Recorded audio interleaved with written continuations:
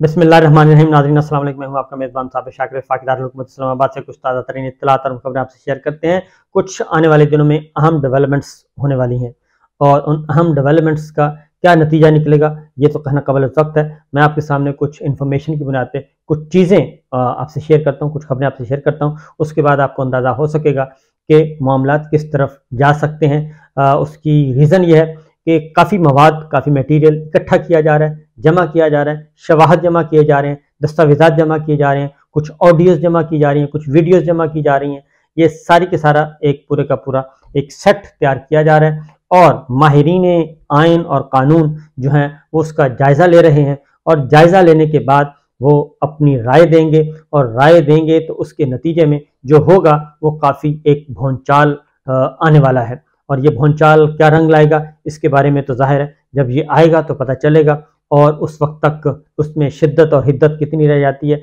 उसका सारी सूरत हाल पता चलेगी। लेकिन सबसे पहले तो ये कि कल जो 12 रबीउल अव्वल के मौके पे एक खून की होली खेली गई और जुल्म किया गया और पूरी की पूरी उम्मत मुसलमा जो है उसको एक सदमा पहुंचा और ख़ास तौर पे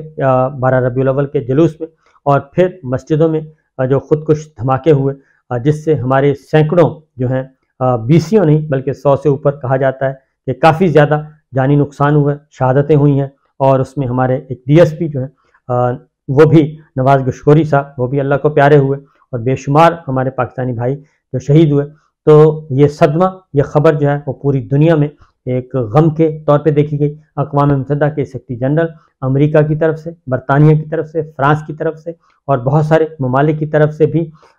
शदीद मज़म्मत की गई और इससे इसकी जितनी भी उन्होंने कहा कि मज़म्मत की जाए कम है। ये सब कुछ हुआ और उसके ताने बाने अब देखे जा रहे हैं कौन कहाँ से मिलते हैं और ये जुल्म और ये दहशतगर्दी का बदतरीन वाक़या किसने किया है। तो हमारी भी हमदर्दियाँ, हम भी यही कहेंगे कि अल्लाह ताला सब्र दे, हौसला दे, इस्तिकामत दे। लेकिन एक बात ज़रूर कहूँगा कि ये सब कुछ इसलिए हो रहा है कि हमारी तवज्जो जो है वो तक़सीम हो चुकी है। हम आपस में दस्तो गिरेबां हैं और हम आपस में ही एक दूसरे को मफ्तूह करने के चक्कर में हैं और फतह करने के चक्कर में हैं। इसलिए जब हम आपस में ही लड़ेंगे तो फिर बाहर का ज़रूर दुश्मन फ़ायदा उठाएगा और वो उसमें मज़ीद वो जलती पर तेल का काम करेगा। बेहतर ये होगा कि सियासी कशीदगी को फिलफौर ख़त्म किया जाए और बजाय इसके कि सियासी बयानियों में और हमारी जो मिलिट्री इस्टेब्लिशमेंट है ख़ास तौर पे वो डिवाइड हो जाए और सियासी मामलात में इस हद तक उलझ जाए कि वो एक फ्रीक के तौर पे उसको देखा जाए, वो खा इस साइड पे हों या उस साइड पे हों। उससे बचने का एक वाहिद रास्ता यही है कि वो अपने आप को न्यूट्रल करे, अपने आप को सियासत से दूर करे और एक फ्री एंड फेयर इलेक्शन की तरफ इस मुल्क को लेके जाए, क्योंकि वही ले जा सकती है, उन्होंने ही ले जाना है। और तमाम पॉलिटिकल प्लेयर्स को भी ये चाहिए कि वो भी अपने आप पे रिव्यू करें और जहाँ जहाँ कोई ज़्यादती हुई है उस ज़्यादती का अजाला भी किया जाए और एक एक कदम नहीं बल्कि दो दो कदम, छः छः कदम पीछे हट के दोबारा एक टेबल पे बैठें और चीज़ों को आगे लेके जाएं। उसकी वजह यह है कि पिछले 17 महीनों की जो लड़ाई इस वक्त पाकिस्तान में हुई है वो सिवाय इसके कि हमने अपने आप को कमज़ोर किया है, पाकिस्तान को तार तार किया है, पाकिस्तान को ज़ख्मी किया है, पाकिस्तानियों की ज़िंदगी को जीर्ण किया है, इसके अलावा हमें कुछ हासिल नहीं हुआ। हमारे दुश्मन जो हैं वो भी हम पर हंस रहे हैं और जो हमारे दोस्त हैं वो हमें मुसलसल नसीहतें कर रहे हैं और एडवाइस कर रहे हैं, अच्छी नसीहत कर रहे हैं, लेकिन हम उनकी नसीहतों को भी नहीं सुन पा रहे और नहीं समझ पा रहे। इसीलिए हालात जो हैं वो वक्त मुसलसल ख़राब होते जा रहे हैं। तो सूरत हाल ये है,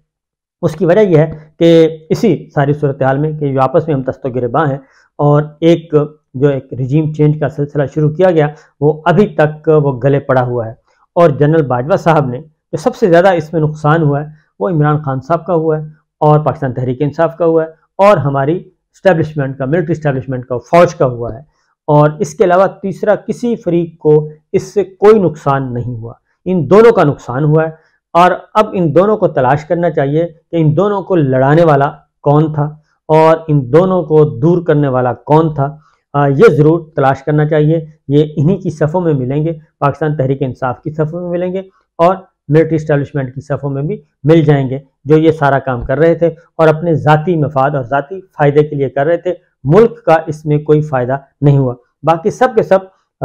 بینیفیشیل ہیں اور انہوں نے سب نے فائدہ اٹھایا. وہ 15 نہیں بلکہ 20 کی 20 جماعتوں نے فائدہ اٹھایا اور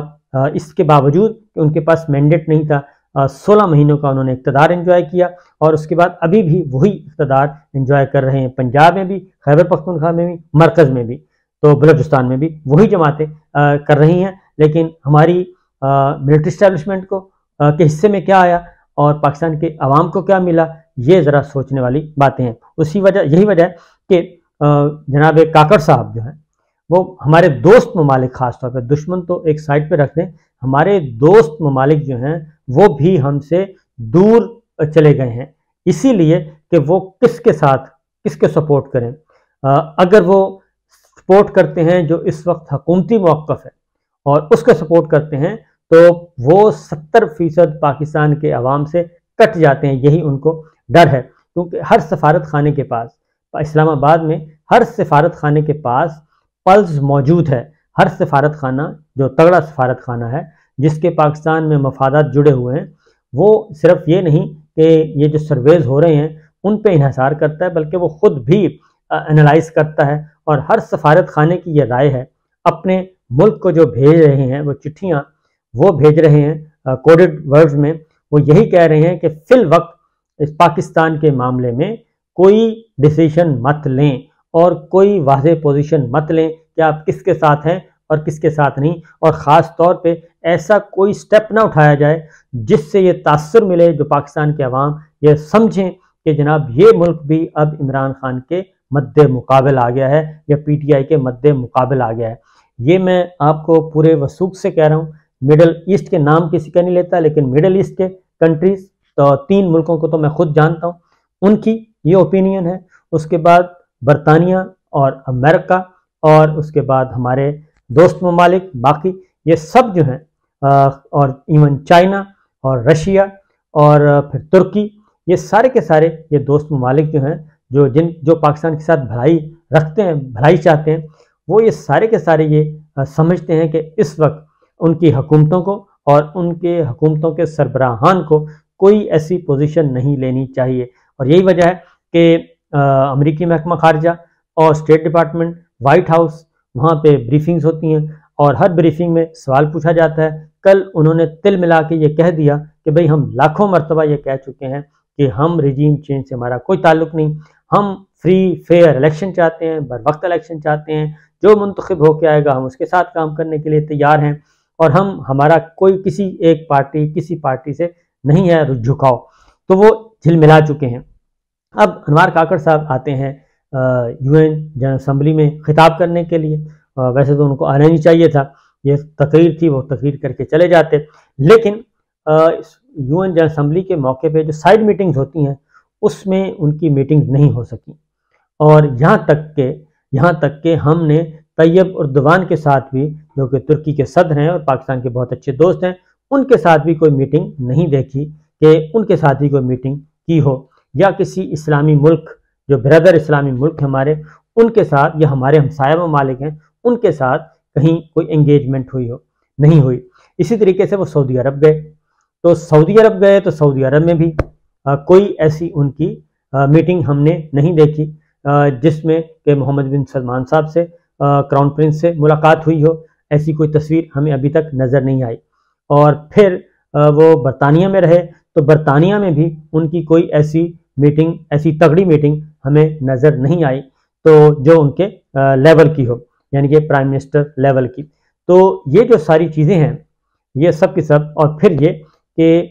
جو انویسٹمنٹ جو کہا گیا تھا وہ بھی ابھی تک رکی ہوئی ہے. پھر کوئی بھی سربراہ مملکت جو ہے، head of the state, head of the government, وہ پاکستان کا وزٹ نہیں کر رہا، اور نہ ہی 15 جماعتی حکمراں اتحاد کا جو 15 مہینے گزرے اس میں آئے، اور نہ ہی اب کوئی آیا ہے اور نہ ہی کوئی آ رہا ہے. یہ وہ چیزیں ہیں جو کہ اشارے کر رہی ہیں، بلکہ بتا رہی ہیں کہ ہماری خارجہ پالیسی اور ہمارے خارجہ تعلقات اور ہمارے دوست ممالک جو ہیں وہ بھی فاصلے پہ کھڑے ہیں، ठीक है, वो कुछ ना कुछ हमें डूबने नहीं दे रहे, हमें डूबने से बचा रहे हैं, लेकिन वो खुलकर भी नहीं आ रहे। सारे प्लान्स जो हैं वो हो रहे हैं, ज़बानी जमा खर्च किया जा रहा है, और ऐसा नहीं है कि वो फुल स्टॉप करके, लेकिन गो स्लो की पॉलिसी पे हैं, और वो सब इंतज़ार कर रहे हैं कि इंतखाबात हों और इंतखाबात के नतीजे में उनको तस्लीम किया जाए इंतखाबी नताइज को, और उसके नतीजे में एक मुस्तहकम हुकूमत आए, और जब वो आए तो वो फिर पाकिस्तान के साथ अपनी बिजनेस इंगेजमेंट करें, ट्रेड एंगेजमेंट करें, और वो सारी शराकतदारी जो करना चाह रहे हैं, खा वो सरमायाकारी है, खा वो दूसरे मामलात हैं, वो तब जाके करें। ये हो रहा है और यही सोच पाई जाती है। दूसरी जानिब, क्योंकि जब तक पाकिस्तान में सियासी पाबंदियां बरकरार हैं और पाकिस्तान में सियासी पाबंदियां ख़त्म नहीं की जाती, उस वक्त तक ये मुमकिन नहीं है कि पाकिस्तान के अंदर हालात ठीक हो सकें। पॉलिटिकल स्टेबिलिटी के साथ ही मुआशी इस्तेहकाम जुड़ा हुआ है। तो ये सब कुछ हो रहा है। फिर इमरान खान साहब जो हैं वो उन्होंने एक दोबारा से एक अपने आप को एक्टिव करने की है कोशिश, और उनके मुलाकात हुई उनकी शेर अफजल मरवत से, तो उनको उन्होंने ये टास्क दे दिया है कि खैबर पख्तूनख्वा में वर्कर कन्वेंशंस मुनक़िद किया जाए। और इसलिए जो शेर अफजल मरवत हैं वो खैबर पख्तूनख्वा में एक कन्वेंशन का एहतमाम करना चाह रहे हैं। जबकि दूसरी जानिब